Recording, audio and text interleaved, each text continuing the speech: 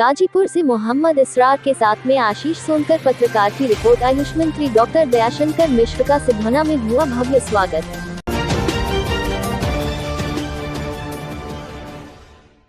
Ghazipur Saidpur block के सिधौना गांव में आयुष राज्य मंत्री डॉक्टर दयाशंकर मिश्र का जोरदार स्वागत एवं अभिनंदन किया गया। शुक्रवार की शाम अपने पैतृक गांव सिधौना पहुंचे डॉक्टर दयाशंकर मिश्र ने कहा कि भारतीय प्राचीन चिकित्सा पद्धतियों को पुनर्जीवित कर आयुष की सभी उपचार विधियों को आम जनमानस के लिए सुलभ एवं सुगम बनाया जाएगा। शुक्रवार की रात अपने गांव के शिव मंदिर पर पूजा अर्चना के बाद होली मिलन समारोह में शामिल हुए, जहां गायकों की संगीतमय कार्यक्रम में लोग देर रात तक आनंदित होते रहे। कार्यक्रम के विशिष्ट अतिथि भाजपा प्रदेश सह संगठन प्रभारी सुनील ओझा ने कहा कि दयालु की कार्यकुशलता एवं नेतृत्व क्षमता ने इन्हें भाजपा की शीर्ष नेतृत्व को प्रभावित किया है, जिससे इन्हें प्रदेश की स्वास्थ्य की महत्वपूर्ण जिम्मेदारी दी गई है। अभिनंदन समारोह में पत्रकार विंदेश्वरी सिंह ने अभिनंदन पत्र पढ़कर सुनाया। कार्यक्रम का संचालन शिवाजी मिश्रा और अध्यक्षता जयप्रकाश मिश्रा ने किया। लोकप्रिय गायक मनोहर सिंह पल्लवी पहाड़िया और विनोद सिंह ने फगुआ चैती गीत के साथ हास्य गीतों की स्वर लहरी में श्रोताओं को खूब जुमाया। डॉक्टर रामजी बागी, ओम प्रकाश दीक्षित, कृष्णानंद सिंह, मुन्नीलाल पांडे, राजीव सिंह, रामपाल सिंह, सरकार मिश्रा, संजय भारती रहे। नमस्कार दोस्तों, मैं गाजीपुर उत्तर प्रदेश से मोहम्मद इसरार इस वक्त हम सिधौना में मौजूद हूँ। आइए हमारे प्रिय गायक मनोहर जी से बात करते हैं। मनोहर जी, आप बताइए, आप जो ये आपका गीत हमको बहुत सुंदर लगा, आज के विषय थोड़ा जो कहाँ से सीखने को मिला? जी, सबसे पहले तो आपके जितने भी श्रोता हैं मैं बहुत बहुत धन्यवाद करता हूं और आपको प्रणाम करता हूं। और गाने की प्रेरणा तो सही कहिए तो मेरे गांव से ही मिली है, मेरे मम्मी से मिली है, मेरे गांव के रामलीला से मिली है और बनारस हिंदू यूनिवर्सिटी से मिली है। तो कहीं ना कहीं यहीं से एक सीढ़ी बनता गया। फिर उसके बाद सुर संग्राम, जिला top and Saregama reality shows जैसे बड़े कार्यक्रम में जो भी गंगा पर प्रसारित हुआ, महुआ प्रसारित हुआ, वहाँ से गाना स्टार्ट हुआ था। तो ये हमारी एक सीढ़ी है जिसको पकड़ के चढ़ के हम आगे बढ़ रहे हैं, आप सभी का आशीर्वाद पा रहे हैं। हम चाह रहे हैं कि हमारे चैनल के लिए एक छोटा जो प्रसिद्ध गीत है, बहुत छोटा सी कड़ी में हमको सुना। जैसे मेरा एक गाना लोग बहुत पसंद करते हैं, गोदना, जो हमारी संस्कृति परंपरा है उसका ये गीत है कि गोदवाई लहो गोदनवा, गोदवाई लहो गोदनवा, गोदवा लहो गोदनवा, गोदवाई लहो गोदनवा, गोदवाई लहो गोदनवा। जी, बहुत बहुत धन्यवाद। बहुत बहुत धन्यवाद। नमस्कार दोस्तों, मैं आज दूसरे कड़ी में हम बात करते हैं अलका सिंह पहाड़िया, जो कि बहुत अच्छी गीत गाती हैं, भोजपुरी के जो कि बहुत ही अच्छी कलाकार। आइए हम इसी क्रम से बात करते हैं। अलका जी, आप बताइए, ये गीत बहुत आपको यहाँ सुनने को मिला, इसके विषय में थोड़ा बताइए। सबसे पहले अल्पायु एक्सप्रेस देखने वाले सभी लोगों को मैं अलका सिंह पहाड़िया मेरा बहुत बहुत प्रणाम। और आज जो हम लोग गा रहे हैं, आप सभी लोग आज आए हैं, उपस्थित है। और मैं अपनी बात करूं तो मेरी तो शुरुआत ही गायकी से हुई है। मेरे घर में मेरी नानी माँ भी गाती थी, बट मुझे ये नहीं पता कि वो इतना अच्छा गाती है, बड़े होकर के पता चला। बट मेरी शुरुआत स्कूल से हुई, जब मैं छोटी थी 4th क्लास में, वहाँ से गाने शुरू किए। फिर उसके बाद मैंने सीखना शुरू किया। फिर सीखने के बाद बहुत सारे रियलिटी शोज़ आए टीवी पे, मैंने ऑडिशन दिया और फिर मैं कई सारे शोज़ की मैं टॉप में भी आई, फाइनलिस्ट भी रही, शो भी जीता। तो ये कड़ी दर कड़ी जुड़ती गई और फिर मैंने फिल्मों में भी काफ़ी सारे गाने गाए। और मेरा अपना यूट्यूब चैनल भी है अलका सिंह पहाड़िया ऑफिशियल, उससे भी मेरे कई सारे गाने हैं जो दर्शकों को काफ़ी पसंद है। अच्छा अलका जी, आप एक वो जो आपको गीत जो पसंद है भोजपुरी में, जो सबसे लोकप्रिय आपको पसंद है, वही गीत हमारे चैनल के माध्यम से थोड़ा सुना। ज़रूर, मैं सभी को सुनाना चाहूँगी। मेरा सबसे लोकप्रिय गाना जो कि मेरे अपने ही चैनल का है, अलका सिंह पहाड़िया ऑफिशियल का, चुटकी भर से न लगौते बाबा, मैं सुनाना चाहूँगी आप सभी दर्शकों को।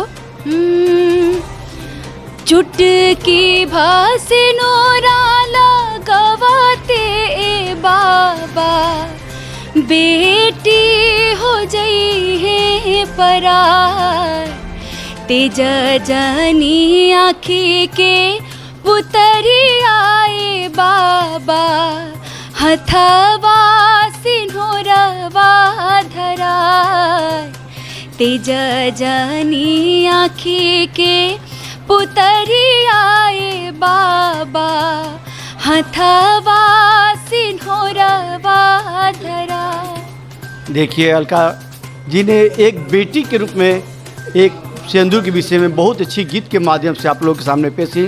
नमस्कार दोस्तों, मैं मोहम्मद इसरा। क्या उसे अपनी जन्मभूमि से भी जोड़ने का काम करेंगे? हमारी कोई सीमा निर्धारित नहीं है। आपको पता है कि मैं अपने गांव से कभी कटा नहीं।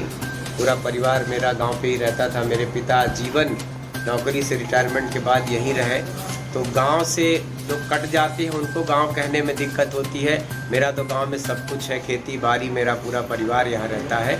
तो सिधौना मेरे लिए बस 2 घर हो सकते हैं, काशी है, काशी। माननीय मंत्री जी, ये बताइए, भारतीय जनता पार्टी इतने पूर्ण बहुमत से जीती है और ढेर सारे दिग्गज पुराने विधायक भी रहे हैं, मंत्री भी रहे हैं, लाखों से अधिक वोटों से जीतने वाले विधायक रहे हैं, फिर भी आपको अगर पार्टी ने मंत्री पद दिया तो आप अपने पॉलिटिकल करियर का कौन सा अचीवमेंट मानते हैं जिसके चलते पार्टी ने आपको पद दिया है मंत्री का? देखिए, ये मेरा कोई अचीवमेंट नहीं है। भारतीय जनता पार्टी ऐसे कारनामे कह लीजिए, ऐसे अजूबे फैसले कह लीजिए, ऐसे एक अजीबोगरीब बात है कि गांव में किसान जो अपने खेत में काम करता है तो उसको पता चलता है कि उत्तर हिंदुस्तान के किसी सूबे का वो राज्यपाल बन गया। मऊ में आपने देखा पिछले चुनाव में एक सब्जी बेचने वाले राजभर का बेटा, पिता पुत्र दोनों सब्जी बेच रहे थे। उनके बेटे को पता चला कि आपका बेटा विधानसभा का टिकट पाया है। मैं जा रहा था शपथ ग्रहण कार्यक्रम। आपको पता है कि मैं पिछले 3 वर्षों से पूर्वांचल विकास बोर्ड, ये पहली संस्था, नई संस्था बनी, माननीय योगी जी ने बनाया, जिसके खुद वो अध्यक्ष इस संस्था के थे। मैं 3 वर्षों से उनके साथ काम कर रहा था। भारतीय जनता पार्टी में विभिन्न पदों पर काम कर रहा था, लेकिन मुझको नहीं लग रहा था कि पार्टी इतनी बड़ी जिम्मेदारी के लायक मुझको समझती है।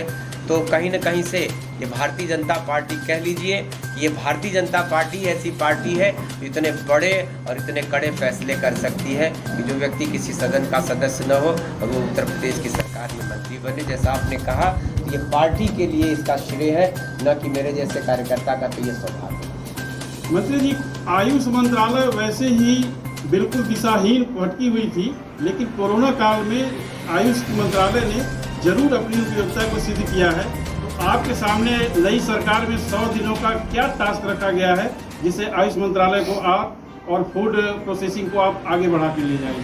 देखिए, ये दुनिया की सबसे प्राचीन सभ्यता वाला देश है भारत। और हमारी पुरानी सभ्यता में जैसे हमारी सनातन धर्म हमारा प्राचीन है, वैसे हमारी चिकित्सा पद्धति भी बहुत प्राचीन है। हमारी जो आयुर्वेद की पद्धति है, सारी दुनिया हतप्रभ रहा करती थी कि कैसे कोई, हमारे जो ऋषि मुनि थे या हमारे जो वैद्य हुआ करते थे, कैसे वो जड़ी बूटियों से इंसान का इलाज करते थे। मैं आपको बताऊं कि फादर ऑफ सर्जरी जिनको कहते हैं महर्षि सुश्रुत, जिनका जन्म स्थान काशी है, वो पत्थर के टुकड़ों से सर्जरी किया करते थे। जब औजार नहीं हुआ करते थे, तांबे और लोहे का आविष्कार नहीं हुआ था, तब पत्थर के द्वारा सर्जरी किया करते थे। और ये गौरव भी काशी को प्राप्त है कि फादर ऑफ सर्जरी जिनको कहते हैं वो काशी के जन्मे। तो हिंदुस्तान को, दुनिया को जैसे उसने अन्य चीज़ों में दिशा दिखाया है, वैसे ही आयुर्वेद में, योगा में। आज आपने देखा कि योगा की बात जैसे ही मोदी जी ने किया, योगा हज़ारों वर्षों से लोग करते थे, लेकिन उसको जनसुलभ बनाने का इस देश में जैसे लगा कि योगा के प्रति जन जागरण हुआ। आज योगा डे पूरे संसार में मनाया जाता है। तो हमारी योगा की शक्ति को सारा संसार जैसे मानता है, ये मेरा विश्वास है, ये मेरा भरोसा है। और आपको मैं बता दूं कि मोदी जी का ये ड्रीम है आयुर्वेद को बढ़ावा। ये ड्रीम कहीं न कहीं से माननीय मोदी जी का है और उन्हीं के सपनों को माननीय योगी आदित्यनाथ जी बढ़ा रहे हैं। और विभाग कोई छोटा बड़ा नहीं होता, उपेक्षित हो सकता है, लेकिन मैं आपको बताऊं कि कोरोना के इस काल में जब सारी दुनिया टीके के लिए तड़प रही थी, परेशान थी, तो इसी आयुर्वेद के काढ़े ने इस देश के लाखों लाख करोड़ों लोगों की जिंदगियां बचाया है। तमाम ऐसी दवाओं का आविष्कार किया, उनका पेटेंट हुआ है और सारी दुनिया भारत के आयुर्वेद को मान रही है। औषधि प्रशासन भी आपके जिम्मे है और आज से 11% जीवन रक्षक 800 दवाइयों का दाम बढ़ गया है। क्या आपको नहीं लगता कि इस कोरोना काल खंड में दवाइयों का कीमत इतना 11% नहीं बढ़ना चाहिए था? इसके लिए आप कुछ कर सकते हैं?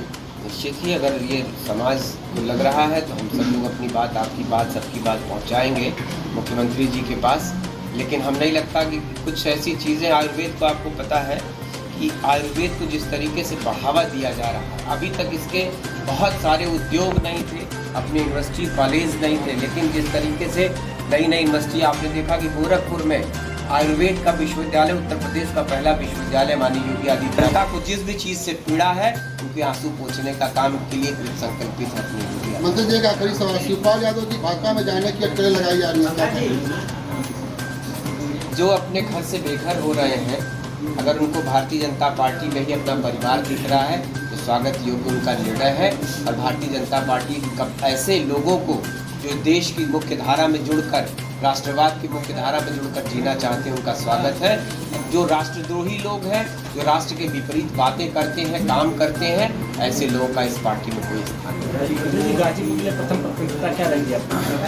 गाजीपुर में सबसे पहले तो हमारे जितने भी अस्पताल हैं, होम्योपैथिक के, आयुर्वेद के, यूनानी अस्पताल, उन सबको बहुत विधिवत रूप से काम करने के लिए प्रेरित करना। अगर उनके काम में कोई कमी है, अगर उनकी उपस्थिति कम है, अगर उनके द्वारा इलाज में कोई असुविधा समाज को हो रही है तो उसको ठीक करना, दवाओं की उपलब्धता बढ़ाना और भी जो काम हो सकते हैं वो अपने जिले के लिए करना।